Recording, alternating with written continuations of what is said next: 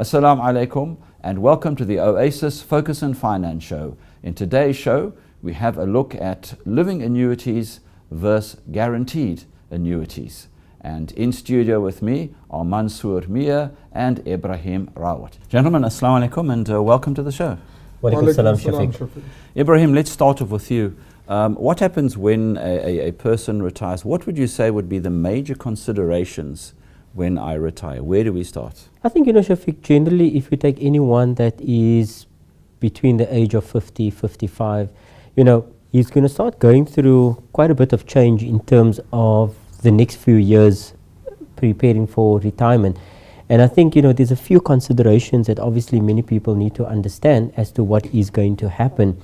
But let's start off with the fact that there's going to be a mental change. He's going to have to mentally prepare himself for retirement. It is a big decision at the end of the day, considering many people work for 25, 30 years, they're in this comfortable spot, and now all of a sudden retirement dawns upon them.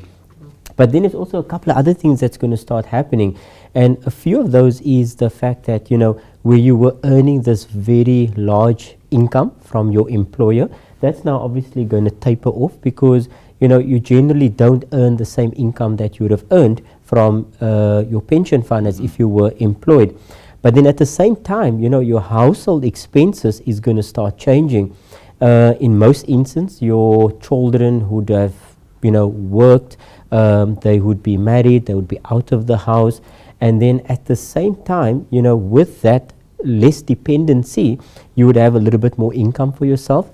But then also there's going to be other major expenses that's going to play a big part in your life, and that would be things like medical aid. That will probably become the biggest... Probably your single biggest debit order in your retirement years. Most certainly, and it does play a very important part.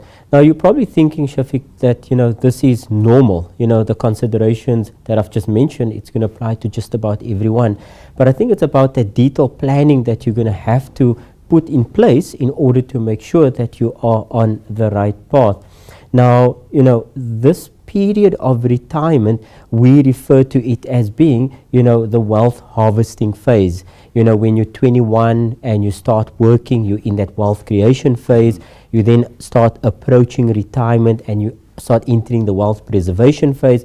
And the harvesting phase is really you saying, whatever I've worked for over the last 20 and 30 years, I now need that to start working for me. And that will be in the form of, a pension that you would effectively earn. So many people who would belong to a retirement savings, they would be contributing to a pension fund, a provident fund, or a retirement annuity. And there are certain rules that applies to those three products. So very quickly, with regard to a retirement annuity fund and a pension fund, when I retire, I'm entitled to take a maximum of 1/3 in cash. The balance is then used to invest or buy a pension, and that will pay me my monthly income. And with a provident fund, I can take everything in cash. But very importantly, taking all the cash, it's easier said than done, but it's how you're able to manage that money in order to ensure that it's going to last you through your living years. Mansoor, when we retire, we have to make certain decisions. So tell us something about the types of annuity that a person can buy. There are two main products that one can use to provide you an income for post-retirement savings, because that's effectively what the product is. It's a post-retirement product because you've retired and we're going into. So the first would be an investment type product called the guaranteed annuity. And then secondly, you've got the investment product, which is a linked investment living annuity. Each of these meet different needs, and it's essential for you to basically weigh up, based on your needs and expectations, which of the two works better for you. So I'm maybe going to go in a bit in detail of both of them, Shafiq. So if we look at a guaranteed annuity, as we mentioned, it's a product that is purchased from a life assurance company. Guaranteed annuity, the income that you are going to be receiving, it will be an income that is predetermined by the insurance company for the rest of your life. There's various types of guaranteed annuities. Most people would go with a guaranteed annuity where in the event of him passing on, an income would pass on to the spouse basically. So she'd still be able to maintain a quality and standard of living. Most cases the insurance company would probably pay a 50 to 75% of the income that you were actually earning. The problem with a guaranteed annuity, in my view, is that it isn't really a legacy product. It won't pass on beyond your spouse. And at the same time, the income that you're earning as well is dependent on the time frame that you're taking the guaranteed for. So for argument's sake, a simple example, if you take 2 million rand, 2/3 portion being the portion that's buying you the guaranteed annuity, if you take a guaranteed term of 20 years, the likelihood of the client receiving roughly 11,000, 11,500 on a monthly basis. If it takes a guaranteed term of 15 years, that 11.5 jumps to 13. Guaranteed term of 10 years, it might jump to 14.5, 15. And if it takes a guaranteed term of 5 years, he starts off with the income of 18,000. So obviously, the lower the guaranteed term, the higher the income you're getting. But the risk with that is if you pass on beyond the guaranteed term of 5 years, that means nothing passes on to your beneficiary basically, or your spouse basically. But if you passed on within that 5-year term, so again, most people would go with a guaranteed term 20 years because the likelihood of you living 20 years or passing on within a 20-year period so that your spouse still generates some sort of income. Shafiq, there's certain factors that life insurance companies would consider in order to factor what that annuity would be, and that would be your age. They normally say the younger you are, the longer you're likely to live, hence the lower the monthly payout you'll receive. Secondly would be your gender. Women generally have a higher life expectancy than men, and on average, therefore they would receive a lower pension initially if they do go the guaranteed route. Then they also look at interest rates. The higher the prevailing interest rate, the higher your monthly pension would likely be at the time you retire. And then lastly, the choice of annuity that you're taking. Like I said, you have a number of product options when it comes to guaranteed annuities with different risk profiles. The more insurance you require, the lower the annuity will be. So if you want your spouse to be covered, that means they'll start you with a lower income. But if it's only covering yourself, you get a high income, obviously, Shafiq. That's on the guaranteed annuity side. If we looked at the linked investment living annuity, again, why I say linked, it's linked to an investment. You effectively can refer to it as being an investment product here. With a linked investment living annuity, your insurance company is shifting the responsibility of your money maintaining its purchasing power or maintaining the value in order to provide you with income for the rest of your life is moved on to the investor. So here, factors that one need to consider and be very careful about is one, what drawdown rate you're going to be taking. Because you can't take an excessive drawdown rate and eat into your capital within 10 years and then there's no more money. The second thing one needs to factor into account, and again here very importantly, with a linked investment living annuity, you as an investor have the option of choosing the investment portfolio that money is being invested in. So here you've got the option of having your post-retirement savings living annuity to be Sharia compliant, whereas with a guaranteed annuity that we spoke about, you have no such right. You don't have a say as to which portfolio it's being invested into and how that money must be managed. Here you decide on the portfolio, you can make sure it's Sharia compliant, and you decide on the drawdown rate that you're drawing. And the most important thing maybe for the listeners to take away from the linked investment living annuity, it's an annuity that effectively becomes a legacy product. If it's managed properly, you draw an appropriate form of income from there, your great-grandchildren could still be living off that income, Shafiq. Ebrahim, tell us something about the rules of a living annuity. You have a guaranteed annuity.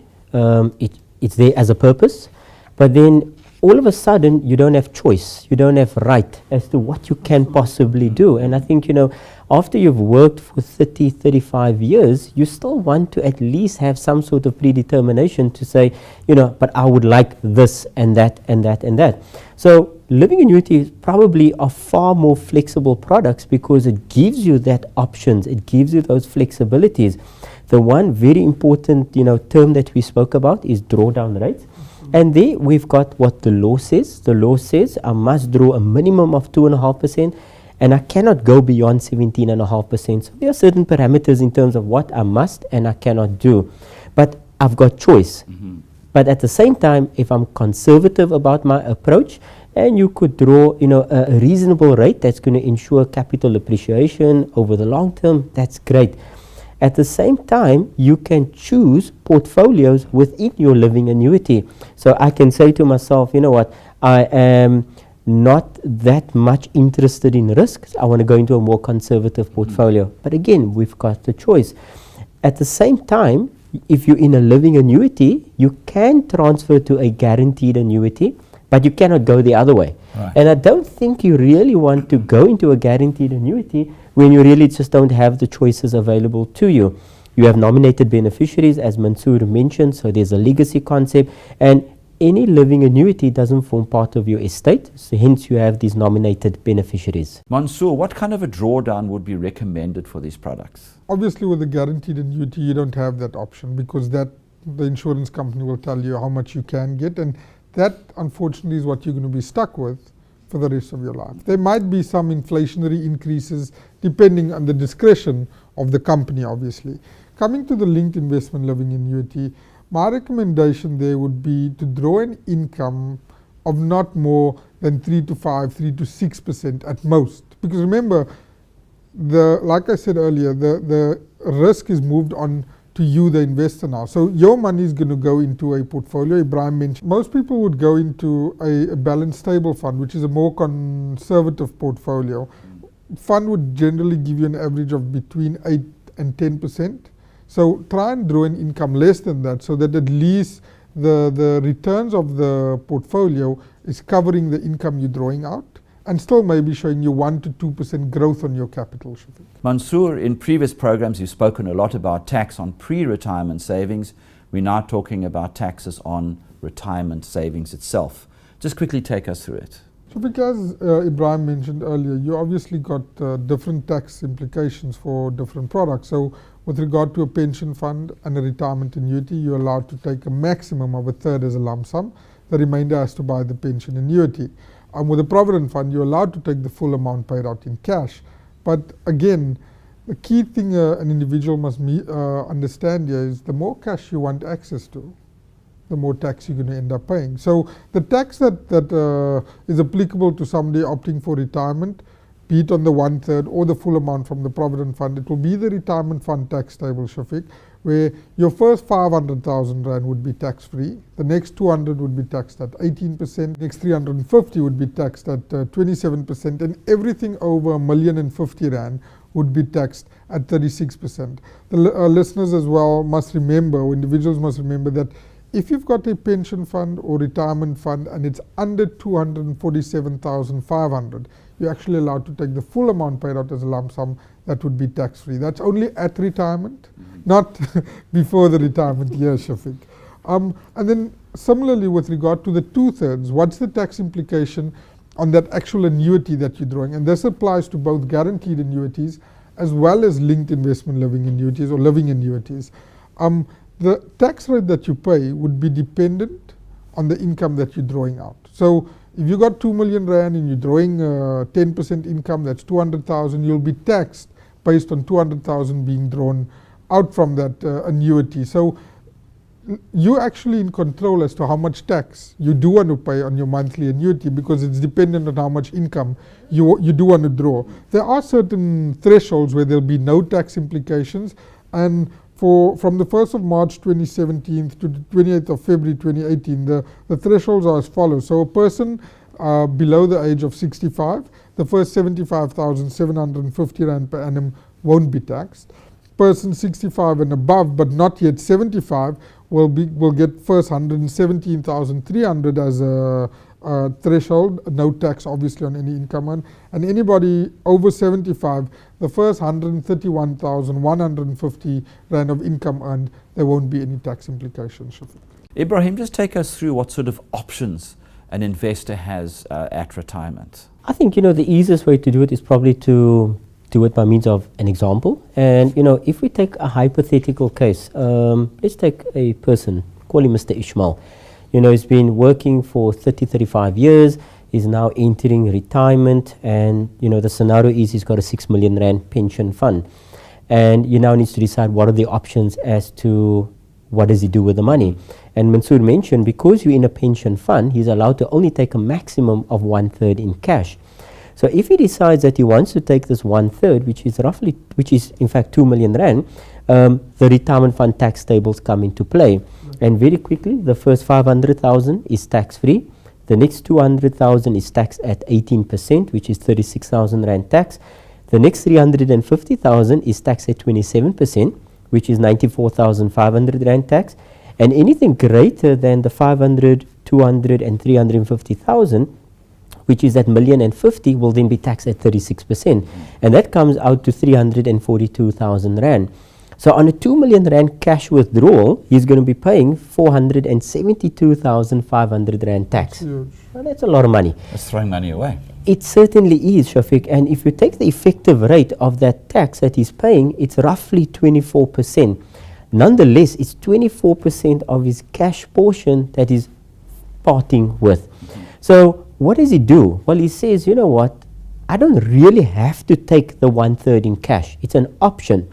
But I can start playing with my numbers and saying, well, you know what, I'm debt free. I've got a huge amount of cash reserves elsewhere. So what I really want to do is take the most efficient amount possible. And the first 500,000 is obviously what he wants to take. And then he decides, well, let's take the next 200. So on a 700,000 cash withdrawal, he's only paying 36,000 rand tax. Yeah, I agree that 200,000 at 18%, it's relatively cheap still to get access to a bit more cash. Exactly. And you know what, the effective rate now is all of a sudden 5%. So having paid 24% average tax to 5%, it now makes a lot of sense. But then really the big picture is more about what is he leaving behind in order to invest in an annuity in order to earn this pension. And if he had to take the full 1/3 in cash, he's investing 4 million rand. Let's assume a conservative drawdown of maybe 5%. He's going to earn 200,000 rand of income for the year. If he only took 700,000 cash, he's taking 5.3 million to buy him a pension at 5%. He's earning 265,000 rand. So that is roughly 65,000 rand a year as a difference in the income between the two options. That is a substantial difference. But then also look at this tax saving between having paid an effective 24% tax versus him paying a 5% tax. So really, he's got options, but we need to ensure the most tax efficient option is going to become the better of the two options. Right, now Ebrahim, now Mr. Ishmael's been a wise man. He's done everything that his financial advisor has told him. He's worked for 20 years. He's going to be maybe retired for 20 years, inshallah. And he's taken a small lump sum out according to what you've advised. But what sort of product would you advise him to go forward from here on in? Yeah, you know what, I think, and Mansoor, so nicely put it right at the beginning where he spoke about the two annuity options. And I think really, the investment-linked living annuity option is going to become the better option. Yes, we must display a reasonable degree of maturity. We must be conservative in our approach, and we should take heed of what the financial advisor recommends in order to ensure that this is going to last you through your living years. But then at the same time, you have this investment portfolio options, because many investment-linked living annuities will offer you a basket of products. At Oasis, we've really defined it to what is called a balanced portfolio, a combination of asset classes in equity, property and income, so it's diversified. But then we go one step further by saying we also give you exposure to the local and the offshore instrument market as well. So there's further protection on your investment, but there's also the ability of allowing the fund manager to work within certain parameters to be able to create stability in your portfolio.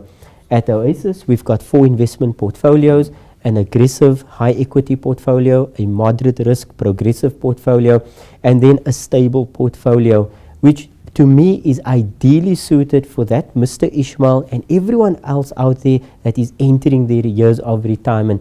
Remember, at 65 years of age, you don't want to have sleepless nights about what is happening in the market. If the US decides to sneeze, am I going to catch a cold? That stable portfolio has been designed to minimize the exposure of market risk and volatility, and I think it's a very good option. There is a fourth portfolio, which is a cash portfolio. And that is really to say, well, you know what, I want to minimize the risk. I'm not happy with even equity as a class. But at the same time, you know, they say you need a little bit of equity in order to beat inflation over the long term, because that pension of today is not going to suffice you 10 years later, because inflation and the cost of living is continuing to go up, and we need something that's going to combat inflation, and equities does that very, very well. So at this point in time, the investment-linked living annuity just becomes that better option based on all the advantages of a living annuity versus the restrictive environment of entering a guaranteed annuity. Mansoor, we're going to discuss takeaways right now, but not in the food sense. What do you take away from what we've discussed today? Shafiq, look, firstly, I would urge every individual that's nearing or looking at retiring to first speak to a regulated and registered financial advisor. And that's important, isn't it? Absolutely. Before signing any documentation. I've seen it over and over again where HR gives them a document, they sign, and they end up in a provident fund taking the full amount paid out when they didn't need to pay that tax, basically. So first thing is make sure you consult with an advisor. Remember the decisions you're making there, and when you're signing that document, it's probably one of the most important decisions, almost as important as choosing your life partner or buying that first house, Shafiq, because that money is going to have to maintain your quality and standard of living during your retirement years. The other factors that one needs to be cognizant of, especially when going into a living annuity, would be the drawdown rate, as Ebrahim mentioned, your investment choice as to which investment portfolio you're looking at, and obviously the investment manager that you're choosing to buy that annuity from. Lastly, don't call your advisor the week you're retiring. All right, because it seems like you've had those calls before. I've before. had it, Shafiq, and they're calling you Tuesday, I need to give the paperwork in by Friday. I mean, you don't give yourself enough time to really think what it is you need, how much cash you'd like, whether you're still looking at going for another Umrah trip, do we need to make that cash available? And then my advice would be start that homework 6 months before retirement date. So if you know June 2017, you should be talking to me in January already, so that I could basically lay out the platform for you, show you what tax implications are if you're taking 500, 700, gives you a much better understanding to plan fruitful retirement and make sure that you retire financially independent during your retirement years. I mean to that. Gentlemen, thanks a lot. Thank you, Shafiq. And a special thanks to our guests in today's edition of the Oasis Focus and Finance Show, your special Ramadan edition. So special thanks to Mansoor, Mia and Ebrahim Rawoot for talking to us about guaranteed annuities versus living annuities. Should you wish to watch this or any of our other shows, you can log into the Oasis Crescent YouTube channel. And should you wish to call us, 0860 100 786 or info@oasiscrescent.com.